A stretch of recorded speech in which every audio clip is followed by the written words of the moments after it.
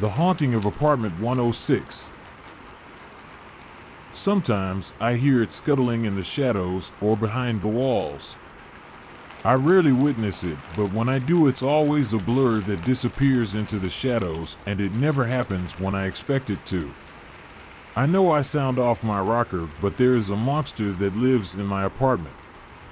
I first heard its calls 5 days ago, the same day my sister, her husband, and their daughter came over to visit before they left for a vacation.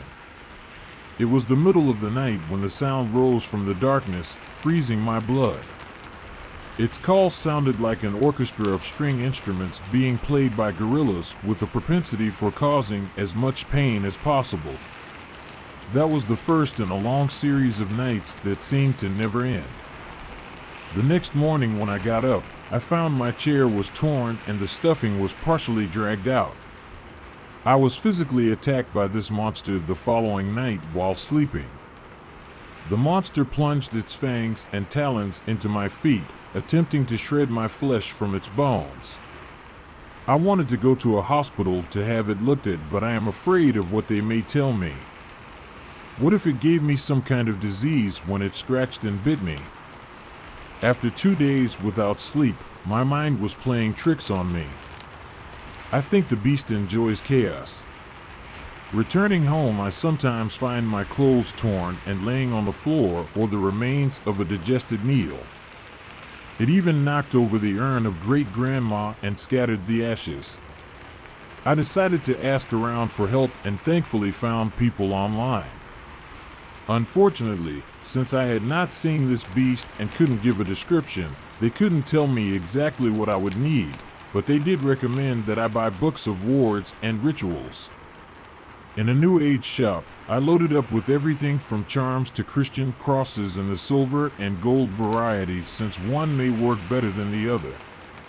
I didn't expect to buy as much as I did that day, but the weight of all the charms around my neck is a small price to pay for safety. People online also recommended that I purchase incense and sage to purge the beast.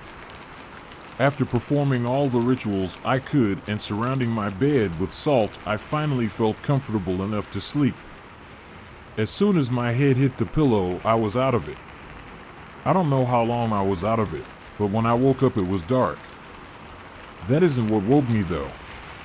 Something was lying on top of my hip. Its tail was twitching back and forth, slapping my leg, and I was too afraid to move. When my alarm clock went off, the beast ran away. It was the first time I was thankful for having an alarm clock, if I am being honest. When I went to the kitchen, I saw some more of the creature's destruction. This time it decided to tear apart a throw pillow. I am not the kind of person who likes to tell people if I need help, so I didn't tell my friends or family about this, even though I knew that if I did they would offer me a spare bedroom or a couch. Each day I go without sleep, it's as if the shadows get darker and larger. I am not sure if I am going crazy or not. Even as I think this, I wonder, did I just see the beast? Some people online told me about the origin of Halloween and how people would place offerings of milk out for ghosts and goblins to calm them. They recommended that I do the same thing. I set a small bowl of milk out and ran out to buy offerings of meat at the store. When I returned, I saw that the milk had been drunk, so I put out a piece of bologna. I looked away for only a moment, and when I looked back, the meat was gone. These offerings are only a band-aid. I need to identify this monster if I am to have any chance of being free of it. The following night, my blood ran cold when I heard the monster in the walls between my bed and my neighbor's apartment. On the other side of the wall is an old woman who lives all by herself. I should have got up and run to her rescue, but at that moment I was a coward and didn't do anything except cover my head and drown out the sounds with tuneless humming. I rearm all the traps I have set up the next morning and cried because of how useless these traps are and how helpless I feel. It's at this point that I get more glances at the creature. A tuft of hair here, a tail there. Seeing all this, I wish I was never born. I cannot do this for much longer. I am not religious, and I was reluctant to ask a priest for help. However, at this point, I have no other option. He said the church no longer does exorcisms, and that demons are a way to explain the evils in the world and not to be taken literally. When I insist that I am living with some sort of entity, he recommends prayer. I caused a bit of a scene when he said this and stormed off. My friends started to notice how much I had changed and how I was isolating myself, so they reached out to me. I told them everything was fine because I did not want to bother them with my burden. As we speak, I take my time bringing up the possibility of borrowing his gun so I could go duck hunting. Thankfully, he believed me. I do not like being dishonest, but I don't see another way out of this situation. If the tables were reversed and he were to tell me about a monster, I would not believe him. That night I didn't try to sleep. I sat in my bed with the loaded weapon and waited for the monster to show itself. The moment it rears its ugly head, I was going to end its life or die trying. Hours pass, and I think I might have nodded off with the gun in my lap. I wake up suddenly and raise the gun to the door where I thought the beast would appear. I cock the gun, putting a shell in the chamber while at the same time ejecting the one I forgot was already in there. As I pan the gun left and right, waiting for my eyes to adjust, I look for any movement. After a few moments, I see that the wards on the floor made out of salt have been spread all over. I really should not be surprised. The wards offered me no help yet. Why should I expect things to be different now? Feeling pressure on my bladder, I dread getting out of bed when it is dark. Under the bed, the monster could wait for me to put my foot on the floor. I feel like a child all over again, scared of the dark, scared of monsters. In truth, I am afraid of everything. After a silent prayer, I jump off the bed, and as soon as my foot touches the ground, I sprint to the bathroom and shut the door. Unfortunately, I didn't bring the gun with me. Deciding to sit on the cold toilet instead of standing up to urinate, I consider sleeping here with the door shut.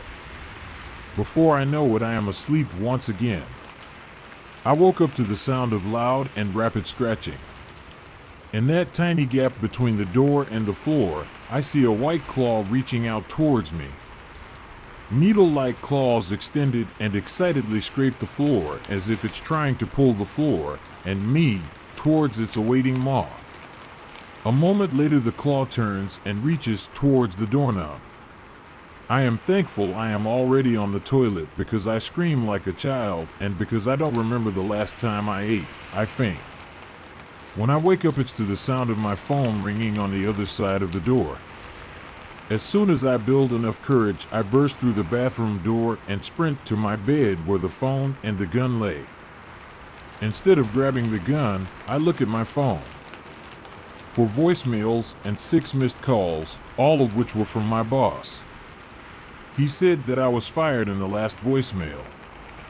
This should upset me more than it does, but how could losing a job compare to living with some kind of demon? Forcing myself to eat, I open the fridge and the smell of old spoiled food breaks me. I cry harder than I ever have in my life. Babies don't cry this much. The anticipation of being attacked was almost worse than being attacked. I shout, challenging the beast to reveal itself as my knuckles turn white around the gun. I position a chair in the corner so I can see more of my house, and I wait for the monster. Outside, I hear people go about their day. I hear birds chirp, cars start, and in the distance, I hear a school bell ring indicating that the students are about to go home. Everyone else gets to feel normal. Again, I cry. There was a moment when I thought I heard a woman screaming in the hallway outside, but it ended up being one of those happy screams. I cry yet again. The only time I move from that chair is when I go to turn on the lights just before it gets dark. After all, I need to see the monster to shoot it. If the monster survives the blast, it would kill me. If that is the case, at least this nightmare would be over and I would be able to finally sleep. Weighing the pros and the cons of living, as well as the gun in my hand, I made a decision and put the barrel of the gun in my mouth. Slowly, I apply pressure to the trigger, knowing that at any time this thing will go off and my suffering will be over. I think about the poor bastard who would have to clean this mess for a second, but quickly set that thought aside. As soon as I shoot, it will not be my problem. I add more pressure to the trigger with the business end of the gun in my mouth. My lips tighten on the barrel and I cry more, my finger not easing the tension on the trigger. That was when the phone rang. I pull the barrel out of my mouth on the third ring to see who is calling me. Wiping tears from my eyes, I pick up the phone and see it is my sister who just came back from her vacation. She is the one person who could talk me off of this cliff. Hello? I answer as calmly as I can muster. Hey, I'm coming over, be there in 5 minutes, she says. What? Why? I ask, surprised. I'm picking up my cat today. Thanks for watching it when we were gone.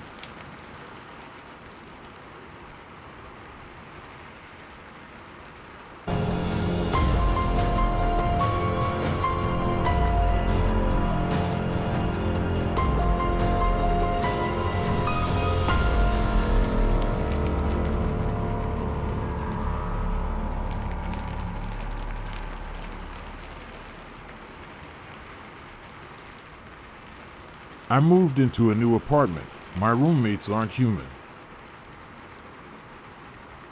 My name is Anderson. I recently graduated high school and got into a good college, the one which I had always wanted to go to. For reasons of privacy, I will not be naming the college and the city that the college is located in. The only catch about the college is that it does not provide in-campus housing, so the students who wish to study in it had to live elsewhere, their relative's house or a rented apartment. I am not rich by any means, and I did not know anyone in that city, so I decided to rent an apartment to live in, and since I was not very financially privileged, I decided to go for a shared apartment. I started looking for apartments on Craigslist when I stumbled upon an ad. It read, apartments name omitted, address omitted, 2 BHK apartments, $800 per month. Contact us for further details, email omitted, phone number omitted. The ad seemed pretty fake, sloppy, and rushed. It raised a lot of red flags, but I am both excited and desperate to attend college, and rent this cheap would be a blessing to me. All I had to do was share the apartment with 2 other people, which I guessed wouldn't be a problem, but I couldn't have been more wrong. I called the number given in the ad, and a middle-aged man picked up. He introduced himself as Jack, and he sounded jolly and excited, which struck me as odd. He used a very weird tone to talk to me, like how you would talk to a child. I inquired about the apartment and asked for pictures. He mailed them to me.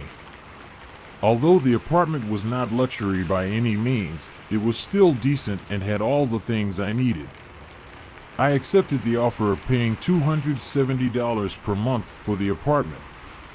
I was ecstatic to meet my roommates. I just pictured us 3 getting along, which was funny because I hadn't even seen their faces till now. A few days ago, I shifted into the apartment, and it looked phenomenal, better than I had ever imagined an $800 apartment to look. As soon as I entered, I saw a guy in a Burger King uniform sleeping on the couch. I was with the guy from the phone, Jack, and he was giving me a tour of the apartment. In one of the bedrooms sat a chubby guy who looked like he was somewhere between 25 and 35. Not to be mean, but he kind of looked like a slob. He was playing Call of Duty with empty Mountain Dew cans and Cheetos packets lying around him. He didn't even mind washing his hand after having the Cheetos.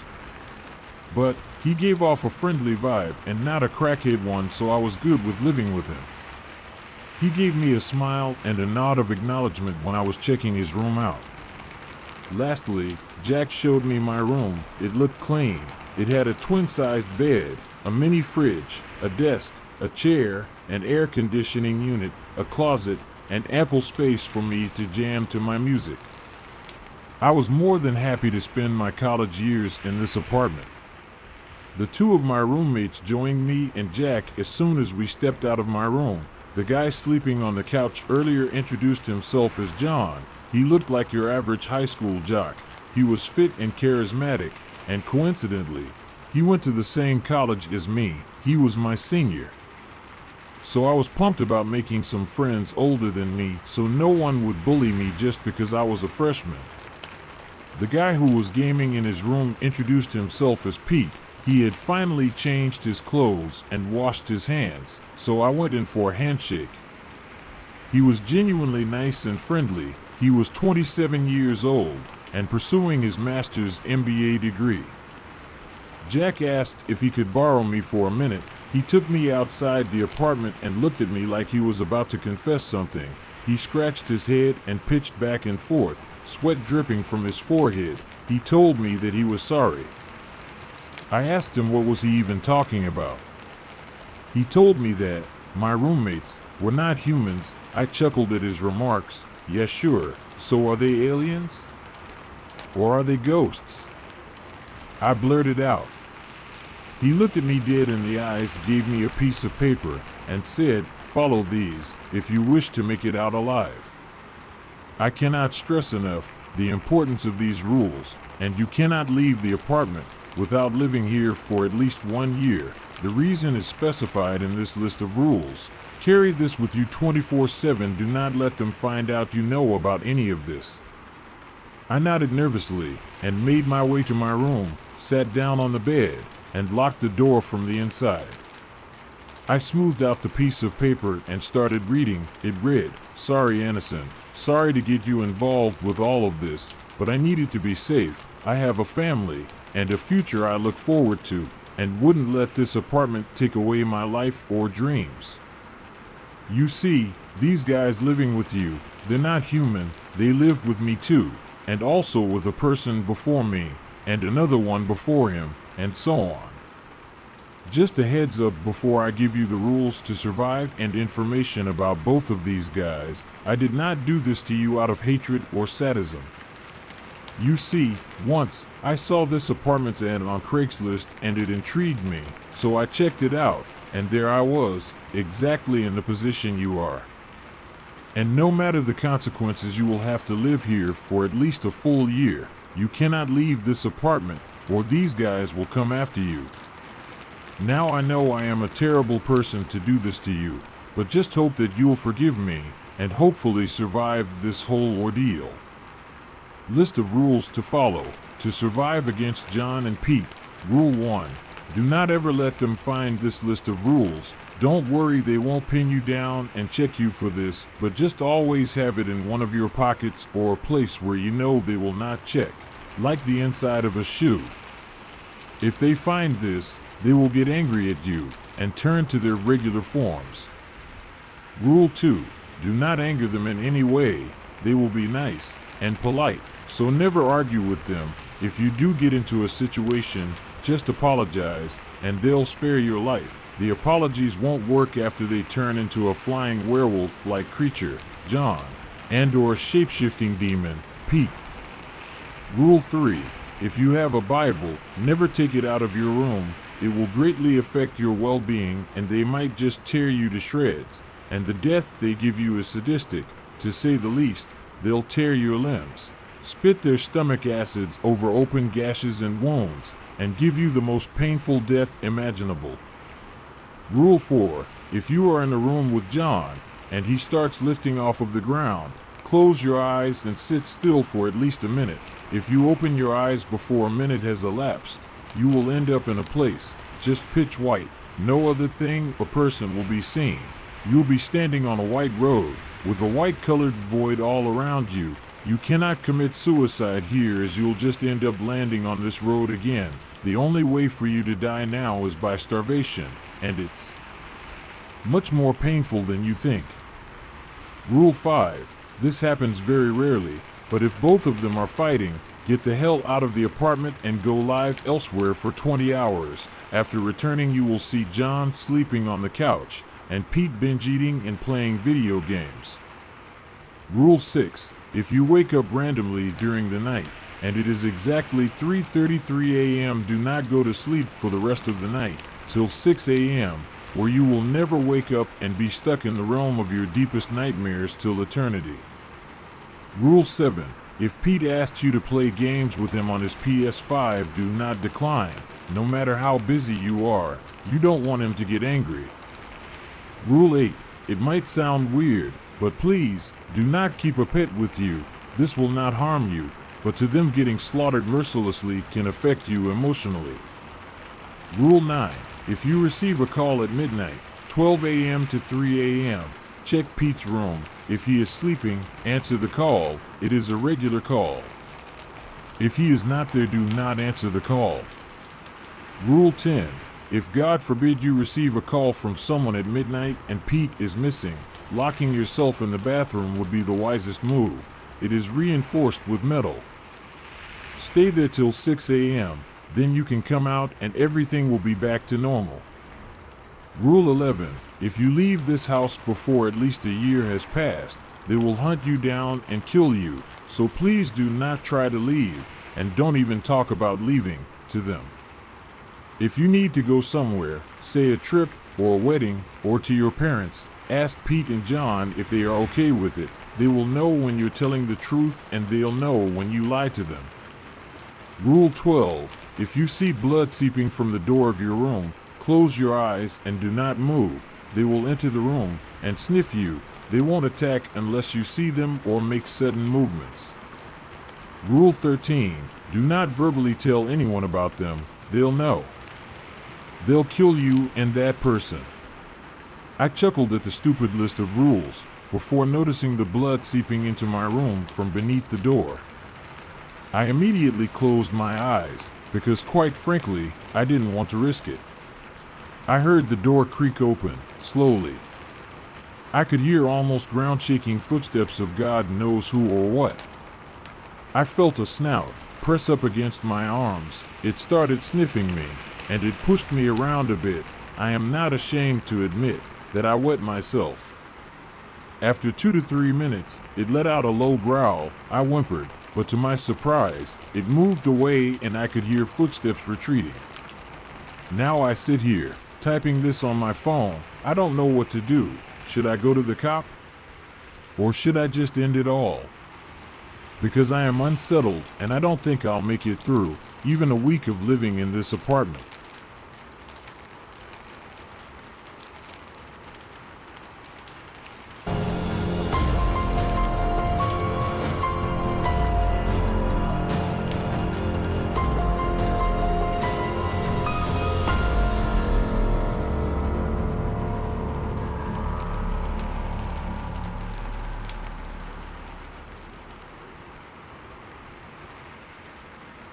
Haunted apartment.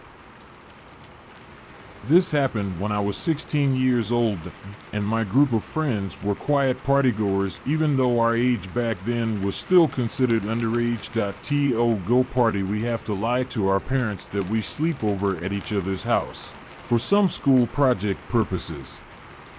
That means we can't go back to our own home in the middle of the night after the party.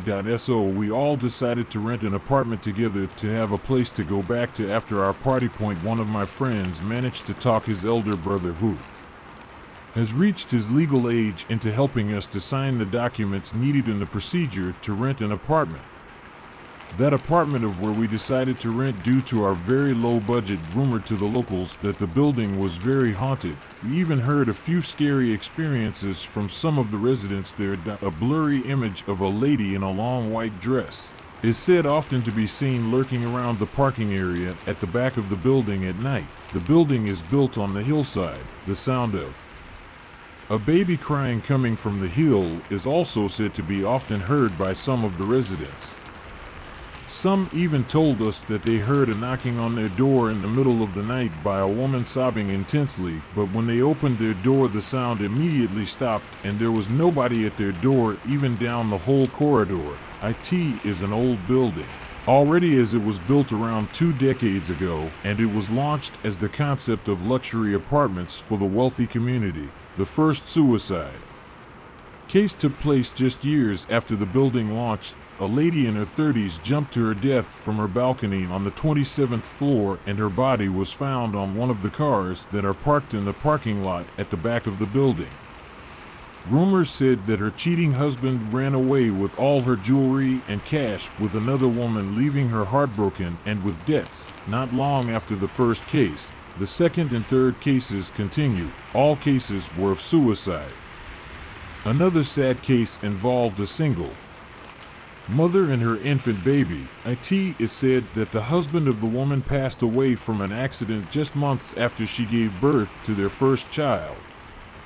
She couldn't get over her grieving over her husband's death. Just weeks after her husband's death, she decided to throw her baby down from her balcony and jump to her death. Not long after that incident, rumors of the sound of babies crying and ghost sightings started to spread widely before most of the residents started to move away one after another, abandoning their apartments, and many of the apartments were left empty and unable to sell. Only a few units managed to rent out with extremely low prices.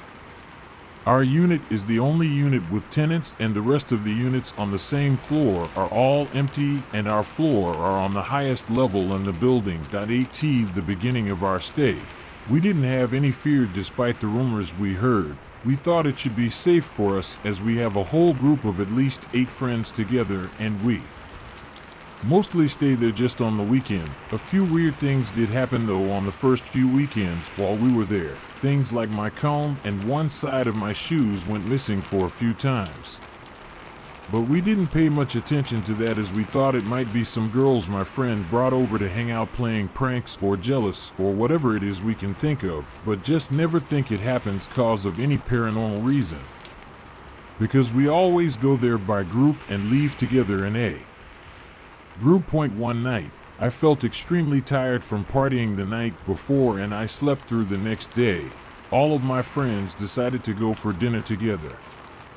Upon seeing me sleeping so soundly, they decided not to wake me up because I did tell them how tired I was before I went to sleep. One of my classmates offered to stay in to accompany me while others went to have dinner and grab some food back for us. We have only one set of keys to the apartment, and my classmate asked them to bring them along, just in case she too fell asleep, and nobody opened the door for them when they backed out. So they went out with the key.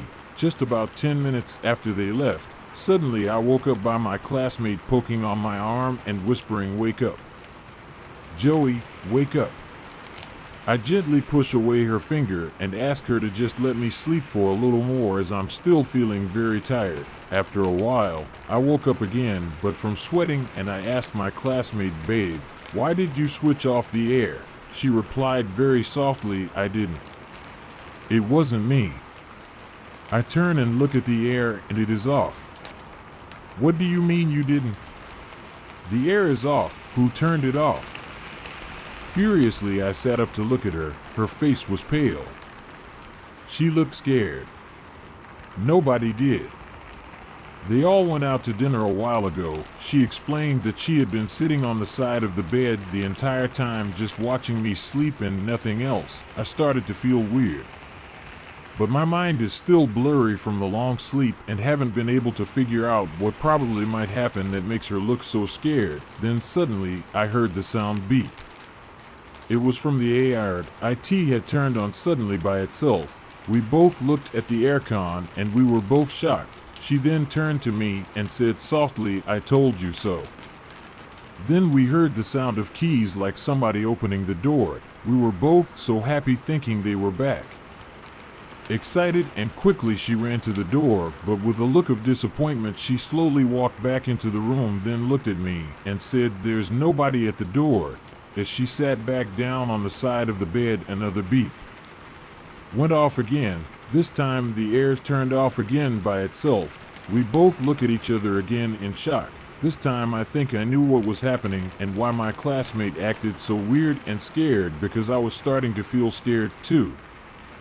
Then the aircon went beep, beep, beep, beep continuously, as it was on and off itself continuously, and we both looked at each other. I could feel her fear by the look on her face, and I thought she could feel mine too by the look on my face, but neither of us dares to say anything because I think we both know it's gonna be a bad idea to speak out now and freak each other out and getting into a panic. So both of us continue to pretend as if nothing wrong happened and tried to stay as calm as possible. But the air still went on and off by itself nonstop. Why don't we go sit in the living while waiting for them to come back? I suggested, still trying to act calm and as if nothing wrong was going on. We both moved slowly to the sofa in the living room. I sat down on the sofa and she sat down on the floor exactly on the spot that facing right in front of me was holding a pack of candy she grabbed from the table. That was placed along the way to the sofa. We just look into each other's eyes, staring at each other, and neither of us dared to look around. Then suddenly came the voice of three men chatting very loudly. The voice sounds like it's coming from the room where I slept earlier. The voices were very loud and clear. It sounds like real. But we couldn't understand a word. It is as if they speak in an unknown language to us. We were both so scared we didn't know what else to do. We just continued staring at each other without saying anything, just non-stop chewing on those candies one after another. We tried to text our friends to ask them to come back quickly, and they replied by asking us why, but we were so scared that we did not even dare to mention anything about what was happening in our text, and we just repeatedly texted them the same sentence, just come back quickly. After a while, the voice seems to be getting louder and louder. It sounded as if the three men were getting nearer and nearer to the room door. At that moment, I feel like I'm going to lose my cool. I'm so scared when I think to myself, what if the three men suddenly come out from the room? I know that both of us almost freak out as we continue chewing on our candy more intensely while our eyes still lock on each other, and as the voices are getting nearer and nearer, suddenly we hear somebody opening the door, and the voices of those three men suddenly vanish. We both froze. The door opens and our friends are back. I think we both let out the biggest breath of relief ever, and we just broke into tears, hugging each other while our friends asked in concern about what just happened and if we were all right. Then we told them everything and they were shocked too. But despite such horror, we still went to that apartment after that night, but not anymore leaving anyone behind, only go and leave as a whole group.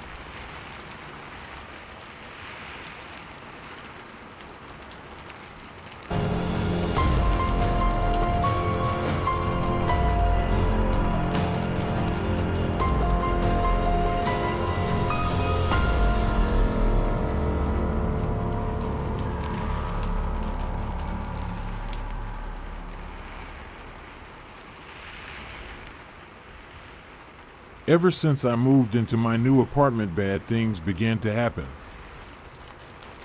I was a senior in high school looking for an apartment. My parents didn't kick me out or anything, I just felt it was time to take on my own life and start living as an adult. I was browsing the internet for affordable options. My budget was short, so I couldn't be too picky, but I also didn't want to live in a crack den, so my dad helped search. About a week had passed and we didn't find anything worthwhile. There were notable options, but they were usually too expensive, too small for living conditions, or in a trashy part of town. My dad said he'd asked around his job to see if anyone had any plausible offers. I told him it sounded like a great idea, though I didn't think it would lead to anything considering our luck so far. Much to my surprise, he showed up with some good news. Apparently, a buddy of his had initially been looking for a place as well. He did find a decent apartment on the edge of town. $675 a month including utilities. I thought it was a steal. However, I was skeptical. The whole thing felt too good to be true. My dad offered to take me there the next day to check it out. He asked his friend the address, and the following day we headed out to inspect the place. The location was as explained, at the edge of town, just off the highway. The building was 2 stories tall with 4 connecting apartments.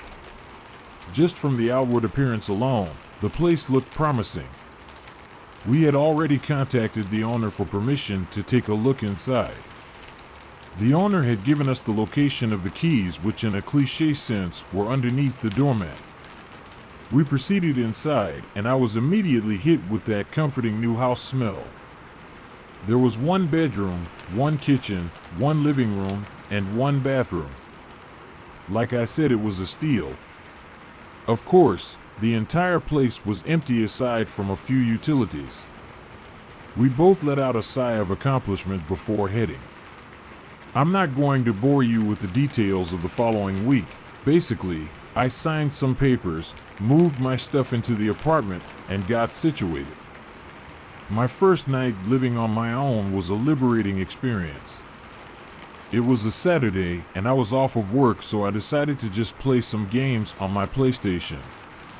After a few hours of playing and watching YouTube, I decided it was getting late and got ready to head for bed. Walking down the hall towards the bathroom, I noticed something in the window of my kitchen leading outside. There were two bright red dots off in the distance down the long highway, which was surrounded by grassy plains. After looking at them for a few seconds, they eventually dimmed out and disappeared. I didn't think much of it and barely even acknowledged it. I still don't know what drew me to them at that moment. The next day I left for work until 9 p.m., which is when my shift ends. Upon arriving back home, I noticed my front door was slightly ajar. Fearing that I had been robbed, I rushed inside only to find that nothing had been touched or tampered with. Seriously, not one thing was out of place, and I knew I had shut and locked the door before I left. I wasn't about to make some rookie mistake my first time leaving my apartment for work. I eventually chalked it up to the landlord coming to inspect the place or something. At the time, I didn't know if that was a normal thing for landlords to do. I also wasn't about to bother him this late at night. Since nothing had been touched, I didn't worry about it and went on about my night. Just a quick note, your landlord should never have any reason to come into your apartment without letting you know via phone first, and they definitely wouldn't be making any mistakes like leaving the door open when they leave. Too bad my young mind wasn't smart enough to understand this. While making something to eat in my kitchen, I noticed the same bright red lights in the distance through my window. Only something was different about them. They seemed brighter or bigger, closer. This time I acknowledged them, noting the distinction from this night from the lasts. Once again, I didn't think much of this occurrence. After taking a shower, I headed to bed. The next day, after returning from work, I noticed that my front door was once again ajar. I knew that I locked the door this time and that there was no way the landlord would forget to lock it before he left. That is, unless he was never in there. I decided to call my landlord and get to the bottom of whatever was happening. When he answered, I told him about what happened and how the same thing happened today. He told me to head inside and check to see if there had been any damage. When I got inside, I couldn't believe what I saw. All of my stuff had been tampered with, my bedroom door was wide open, and my TV had been smashed. I instantly redialed my landlord and told him about the damage. After calling him, I dialed 911 to have an officer come and investigate. That afternoon, a detective had come to investigate and asked me a few questions. I told him everything I knew, and he said that they would check the security cameras, but said that he might not find anything because coincidentally no cameras were pointing toward my apartment. I feel it's important to mention that the rest of the apartments were vacant and still undergoing development, so there were no witnesses. I called for a day off the next day so I could stay at home and clean up. That night I stayed up cleaning the mess that had been made. There were honestly a lot of things I still hadn't mentioned, like laundry all on the floor, trash everywhere, etc. As I was headed to the kitchen to grab me something to eat, I noticed something from the hallway. A small red hue was peering into the hallway from the kitchen. As I rounded the corner, I saw something in the window. In the window, there was some sort of black humanoid figure standing at the window. The red hue was coming from its red eyes. Its eyes looked just like human eyes, but they had a soft red glow to them. I rubbed my eyes to make sure what I was seeing was true. When I looked back up, however, nothing was there. It was just the same two bright red lights off in the distance. It took me a second to register that there was nothing there. Eventually, I snapped out of it and resumed cooking my dinner. As I sat in my living room scrolling through my phone and eating food, I heard something coming from the kitchen. It sounded like my front door was being opened. Without a second thought, I grabbed my bat from the corner of the room and rushed into the kitchen. When I got back to the kitchen, I didn't see anything, only the front door standing ajar. I opened it and didn't find anything outside either. When I got back inside, I was confused. I didn't know what could have opened the door. I made sure to lock it, and this time I propped a chair against it. Something was strange though. The bright red lights that were always shining through my window were gone. Not knowing what else to do, I decided that I would contact the police once more the next day and stay at my parents' house for the time being. I then took a shower and headed to sleep, making sure to keep my bat close to my bed. I suddenly woke up from my sleep in the middle of the night. I don't know what did, but I sat up, grabbed my bat, and turned on my phone's flashlight. Frantically looking around my room, I didn't see anything. I groaned, set my bat back down, and laid back down on the bed. I was about to close my eyes again when I heard something. The noise of my closet door opening caused me to turn around and reach for my bat. However, as I was doing so, I saw what had opened the closet. And there I saw the silhouette of a black humanoid figure. And staring back at me, I saw two red human eyes.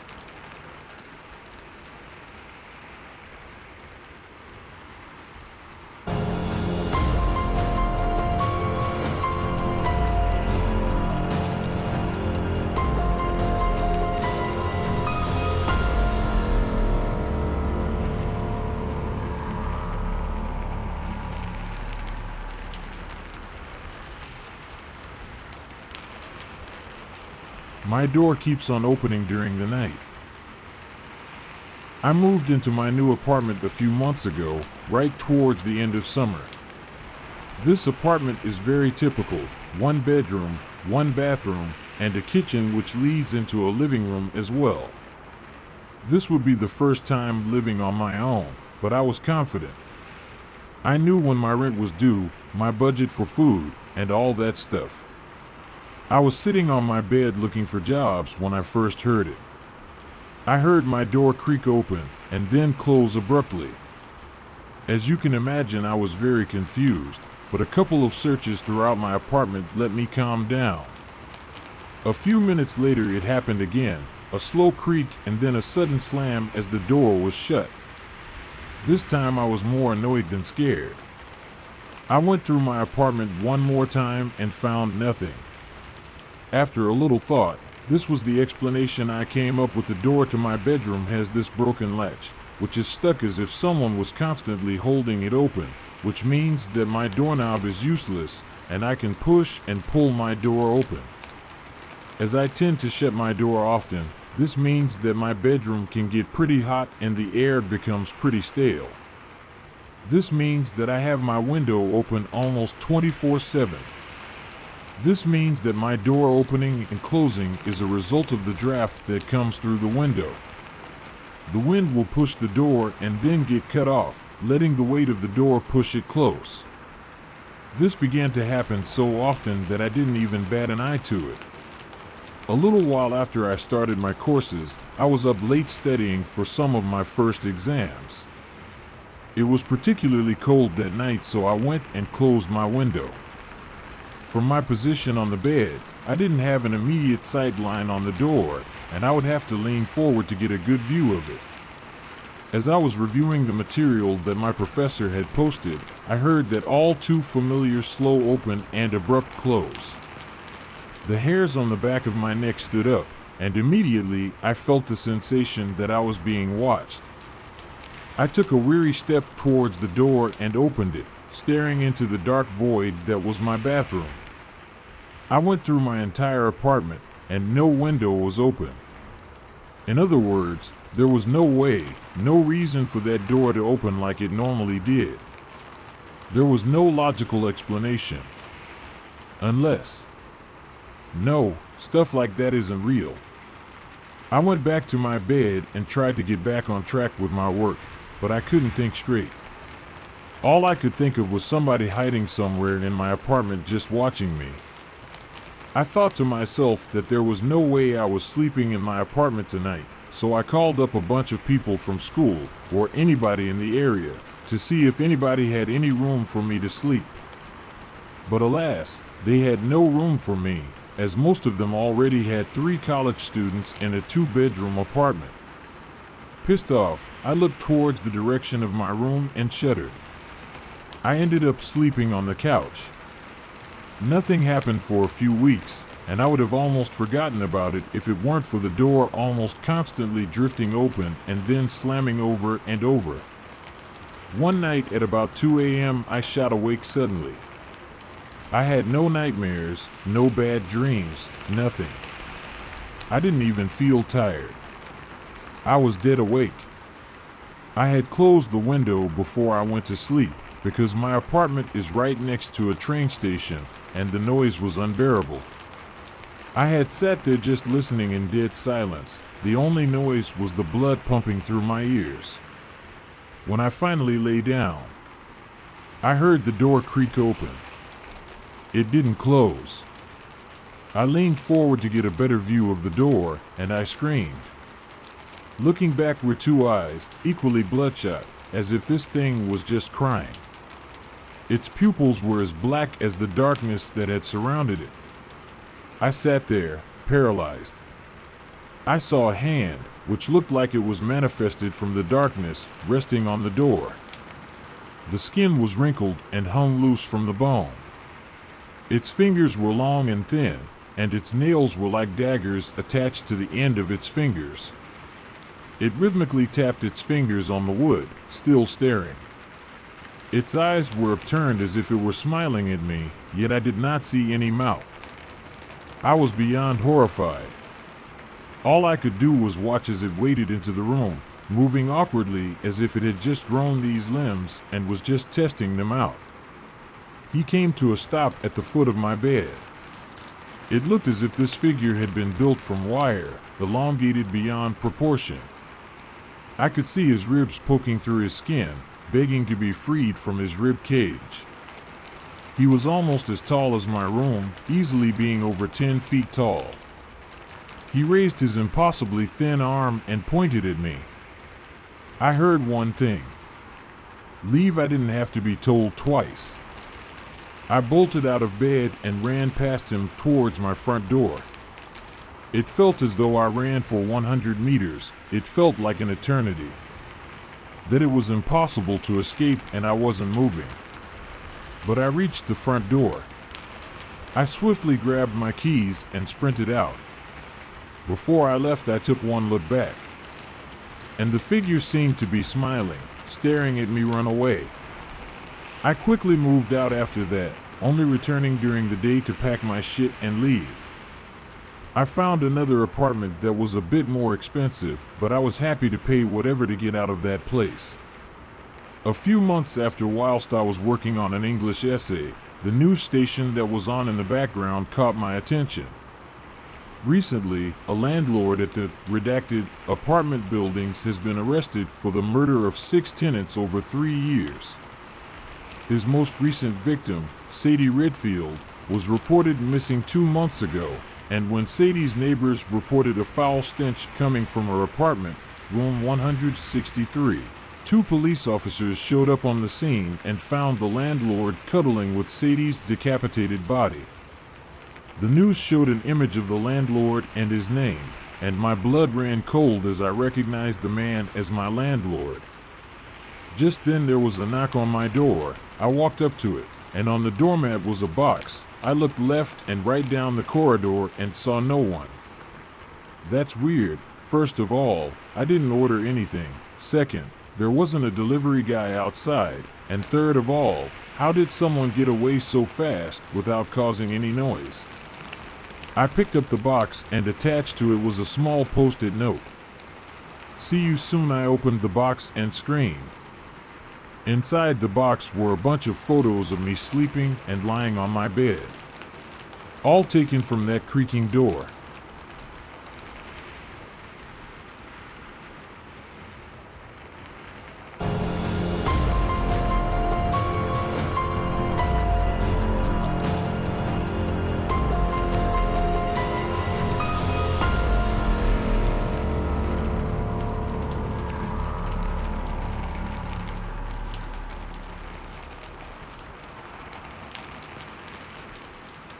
Apartment block haunting.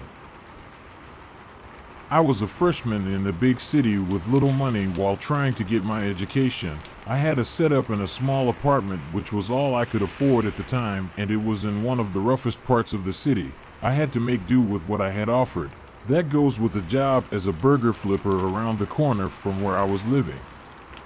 The neighbors, who I later learned were drug dealers, and a few poor families, seemed like no one bothered anyone cause their problems were enough to deal with. Upon all that, the apartment block was to be condemned in a few months, so I had to quickly save up what I could and find a new place soon, so this was the best I could do. The block itself was about 6 floors high with 4 apartments on each floor, each a considerable size. Except for mine, small as a sardine can, but whatever. About a week into living in this dump, I met a few of the drug dealers who seemed nice enough, but I dated not to hang around, and in passing made small talk to one of them. Let's call him Joe. Joe asked if I had anything strange going on in my apartment, anywhere noises coming from my room, and I told him no. I was curious why he would ask such a thing, and he just bowed his head and murmured no reason. "It's an old block, so weird shit does happen around here. Keep yourself in check when you find out, eh?" I scoffed, nodded my head, and went inside. "Right, sure thing. See you, Joe." I walked up the stairs shaking my head, thinking it was just some weird local BS to scare me up like everyone would do to newcomers. After my first few nights of sleeping in my apartment, nothing out of the ordinary, and what Joe had told me stuck in my mind. I did my best to put it out, but I later found out it was not bull. It was almost 3 a.m. and I fell asleep with my laptop open watching a movie while doing my homework, slumped to my side against the wall, and that's when I heard a loud banging of one of my cupboard doors. I jumped up thinking one of these drug users broke in, cause my front door was locked with a butter knife and chair under the loose doorknob. Ghetto, I know. I looked around and saw no one but a few of my cups on the floor. I rubbed my eyes thinking perhaps one of these mice around here knocked it off my shelf, but as I bent over to pick it up and put it back into the open cupboard, it shut just before I was even able to reach upwards. I jumped back cursing loudly as one of the kitchen drawers suddenly opened, nearly hitting my thigh. My bathroom light and faucet suddenly turned on, and I gasped as I watched all my cupboard doors opening and shutting violently while the lights flicked on and off. I ran towards the door, took the butter knife off the frame, and kicked the chair backwards, which flew further than I hit it, like it lifted off the ground and flew itself clear across the room. I swung the door open and saw Joe sitting leaning against the wall smoking a cigarette while a woman and her 2 kids were doing the same, looking tired and annoyed when they should be scared, and that's when I realized that their apartments were going through the same thing. I was the only one in a panic, and Joe put his hand on my shoulder. "Chill, bro. Give it a little bit. Stay away from the stairs though, eh?" I was walking with fear, listening to what was going on in all the apartments, shaking with the sound of something smashing, and suddenly right beside me, the sound of many footsteps running up and down the stairs, but there was no one to be seen. Covering my ears tightly in a sense of fear while Hal calmly smoked his cigarette, the whole block shook, and whatever was happening in every apartment. Doors slammed even in the empty apartments as I watched the whole thing happen right before my eyes, on the brink of a panic attack, even as Joe just chuckled at my reaction. After about 5 minutes, all the shaking and spamming just came to a sudden stop, I took my hands off my ears and looked horrified as he stood, lit up another cigarette, clapped his hands, and raised his voice. "All right. Everyone back into your rooms. You know what to do. Let's do this and get back to sleep." Joe looks at me and gestures his finger. "Follow me, kid." We go into his apartment and I see everything tied and taped down. Nothing but a few smashed plates and garbage are thrown around his apartment. He reaches into his drawer and hands me a few rolls of duct tape and sits down on a wooden chair which was nailed to the floor. Rude wake-up call, wasn't it, huh? This happens every week on Thursdays for some reason. You gotta nail or tape down anything that can move or you're in for one hell of a mess. I'm not sure what it is, but my guess is a poltergeist type of shit. It started acting up when the announcement of demolishing was said about 8 months ago, and every time it seems to get worse. Many people have died here, and I'm guessing their spirits don't like it. They don't want to leave. So we just wake up 5 minutes before 3 and wait it out. And you guys just live with this? This is a normal thing? I ask. Joe shrugs his shoulders and laughs. "Yeah, I guess so. But I'm tired, yo. Might want to clean your place up though. And watch out, cause there are aftershocks sometimes." I nod my head and make my way back into my apartment and see the mess I had to clean up. Took me at least an hour to clean up the glass plates, and found my laptop thrown across the room with missing buttons, but still working. Papers scattered, and my bowl of food thrown against the wall. The following week I was prepared and even set the alarm 5 minutes to 3 a.m. and double-checked everything. I stepped into the hallways and stood beside Joe and met the mother and her 2 kids standing across from me, and the whole activity had begun again, just as the next week, and so on. Wasn't long till everyone who lived in the block had to move. Joe went upstate and I found a small basement room to rent, but that whole ordeal was something new to experience, and that block has since been demolished to brick and splinters.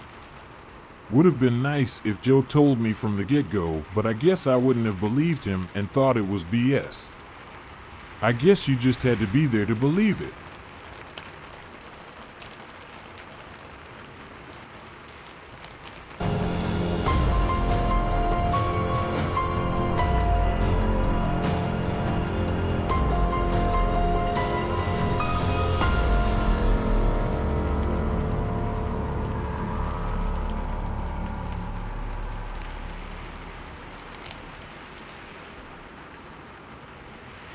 Be careful who you let in your house. This changed my life. It was raining. I had just gotten home from work. I looked at my watch. It was 7:15 p.m. I recently moved to a big apartment building that has 22 floors. My apartment was nice. I had everything that I needed and the rent wasn't that bad. The best thing about this building is that my good friend from high school, Steven, lives 2 floors below my apartment. I took a shower and grabbed something to eat. It was a Friday night and I didn't have any plans, so I decided to watch a movie. Around 9 p.m. Steven called me and asked me if I had plans for tonight and do I wanted to hang out. I told him I was free and that he could come over and that we could have a couple of beers. He said that he needs to finish something on his computer and then he will come over. The movie I was watching was boring, so I turned off my TV and lay down on my couch just browsing on Instagram. After some time I, unfortunately, fell asleep. I woke up to the sound of my phone ringing like crazy and someone was knocking on my door. I looked at my phone. Steven was calling me, and it was 1 a.m. Oh fuck, I fell asleep. I thought. I figured he was at the door and he was trying to wake me up. So I shouted, "I'm coming," and ran to the door. When I opened my door, I was confused. A girl was standing there. She was in her early 20s. Her hair was dripping wet and she was nicely dressed, but she looked scared and tired. "Hello, can I help you?" I asked. "Hi. I live on the 20th floor. I just came back from work and I don't have my key on me. I'm waiting for my boyfriend. Can I just use your bathroom?" "I will wait for him in the hallway." I had never seen this girl before, but I moved here 3 weeks ago. She was short and skinny, so there was nothing she could do physically to hurt me, so I decided to let her in. Yeah, sure, no problem. She thanked me and asked me where is the bathroom, and I showed her. I locked the door and went to get my phone. I had 15 missed calls from Steven. Just when I wanted to call him back, I got a text from him. Dash, don't open the door to that girl. She doesn't live here. What do you mean she doesn't live here? She told me she lives on the 20th floor. I texted him back. I heard the lock on my bathroom door. She locked the door. Dash, no one knows her. Did you let her in? Yes, I did. Come on, man, she is just a girl. Maybe she needs help. To be honest, I was starting to get paranoid and scared, but again, she was a lot smaller than me. What could go wrong? She was in there for about 5 minutes, so I knocked at the door. Hey, is everything okay? Do you need anything? I asked, but no answer. I knocked again with the same question, but still no answer. I put my ear to the door and I couldn't hear anything. I tried to open the door, but it was locked. Fuck it, I'm going to break down the door, I thought. After kicking the door a few times, it finally opened and I got in the bathroom, and what I saw was going to haunt me for the rest of my life. She was on the floor with her eyes wide open, and there was blood all over the place. She cut her wrists with a knife that was still in one of her hands. I started shaking. I couldn't believe my eyes. I ran out to the hallway and I started screaming for help while I was calling 911. Some of the neighbors heard me and opened their doors to see what was going on. The police came 10 minutes later and I explained everything to them. One detective sat down on my couch and started asking me some questions, like did I know her, why I let her in, did I did this, etc. I showed him the text Steven sent me, and he told me to call him and to tell him to get to my apartment so he could ask him a couple of questions. The detective asked Steven some questions and Steven confirmed my story. Then the detective asked me about something that was written on the wall in my bathroom. I didn't see anything. What's written on the wall? I asked him. Dash, there's a message on the wall that goes 13, you are next, written with a bloody finger, he replied. I was shocked. What the hell does that mean? The detective took me to the police station to take my official statement and to take my fingerprints. After 2 hours, they let me go home because my fingerprints weren't on the knife. They asked me do I had any other place to stay because the police needed to take care of the crime scene. I said yes and asked them when I go back to my apartment, and they told me I could go back in 2 days. Since this happened, I can't sleep. I have nightmares. I'm scared to open the door. I started going to therapy, but I'm not the same person I was.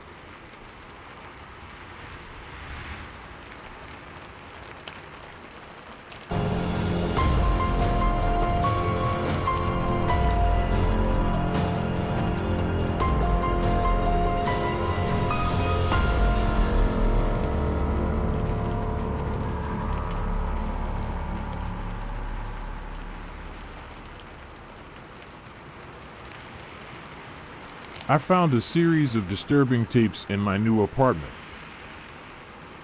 Hey Reddit, I recently moved into a new apartment and things have taken an unsettling turn. I thought I'd share my experience with you all because I'm honestly not sure what to do next. When I first moved in, everything seemed normal. The place was clean, well lit, and in a good neighborhood.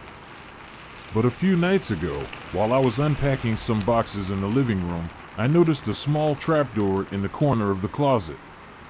Curiosity got the better of me, and I decided to open it up. Inside, I found a dusty box labeled Home Videos. Assuming they were just old VHS tapes left behind by the previous tenant, I brushed off the dirt and decided to take a look. I mean, who doesn't love a bit of nostalgia, right? The first tape I popped into my old VCR was labeled Birthday Party 1998. The video quality was grainy, but I could see kids playing in a backyard, having a blast. I assumed it was just a regular birthday party until the camera panned over to a figure standing in the shadows. It was a tall, slender person in a tattered, black cloak. They were just standing there, watching the kids play. I felt a shiver down my spine, but I chalked it up to a prank or someone in a weird costume. The second tape was labeled Vacation Memories 2002. The video showed a family laughing and enjoying themselves at the beach. But then, towards the end of the video, the camera suddenly turned towards the ocean.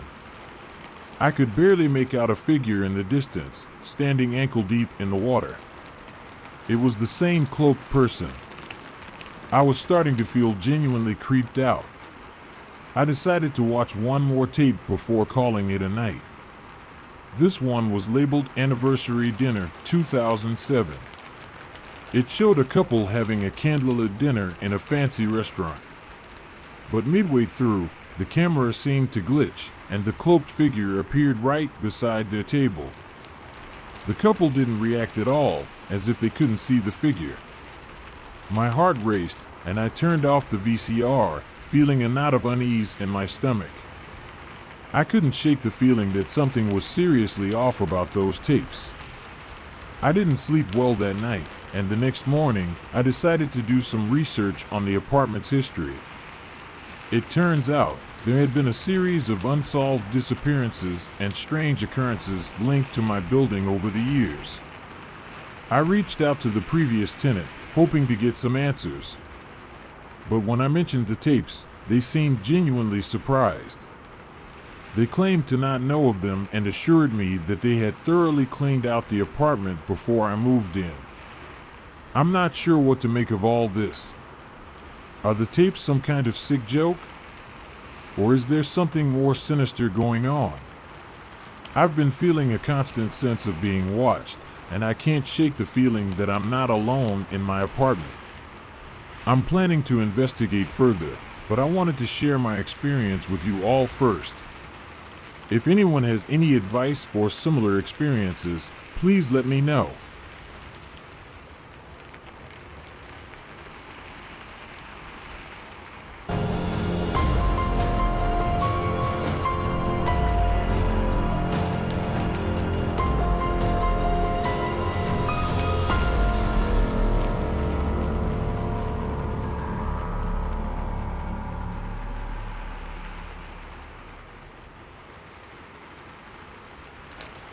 Someone tried to break into my apartment when I was sleeping. So about 2 hours ago, I was sleeping alone in my apartment. It was around 1:35 in the morning, and I heard something at my door like someone knocking or something. Sleepy like I wasn't sure if it was in my dreams or not. I started to be nervous, like who knocks at someone's door at 1:35 in the morning. So I stared at the door from my bed. I'm in a small apartment with no bedrooms. I waited a few seconds to see if I was just dreaming or not. All of a sudden, I saw my door shaking as I heard a big bang sound like someone just kicked at my door. I got up from bed quickly, then 2 big kicks at my door again as I was getting up. I ran quietly to the door in a panic, and I heard someone say this door must be very well locked and walked away. I called the police, and it took around 5 minutes before they got there. I described the situation to the policemen, but they couldn't do anything since I didn't see who it was or because no witness came out of their apartments. But the door was slightly busted, in my opinion. 2 more kicks and he or they were. One thing the police noticed is there were no footmarks on either of the 2 exits. Living in Canada with all the snow can help sometimes. So basically, the guy who did that lives in one of the other 11 apartments in here. I've been living here for the past 6 months and I haven't spoken to a single neighbor yet, but it's scary to see one of them try to break into my apartment. I don't know what to do now. I can't sleep. I'm too stressed out and scared. I am knocking at my 2 nearest neighbors to ask them if they saw or heard anything, but I think there's no chance I'll find out who it was. If that person is crazy enough to do it once, he might be crazy to do it again. Any advice? This is my first Reddit post ever, by the way. Update. After some research this morning, my neighbor in front told me it was him. He denied it at first, but after insisting on how is it possible that he didn't hear a single thing, he told me he did it. He was hallucinating, probably on hard drugs, and thought his old friend was still living in there, so I don't know why, but he tried to get in. I bought 2 extra locks and a baseball bat as well. I don't think I'm gonna report him. He's a sad old man, probably in his 50s, so I won't put more oil in the fire on this one. If he ever comes close to doing it again, I won't hesitate to go to the police again, but I think he got the lesson after we talked.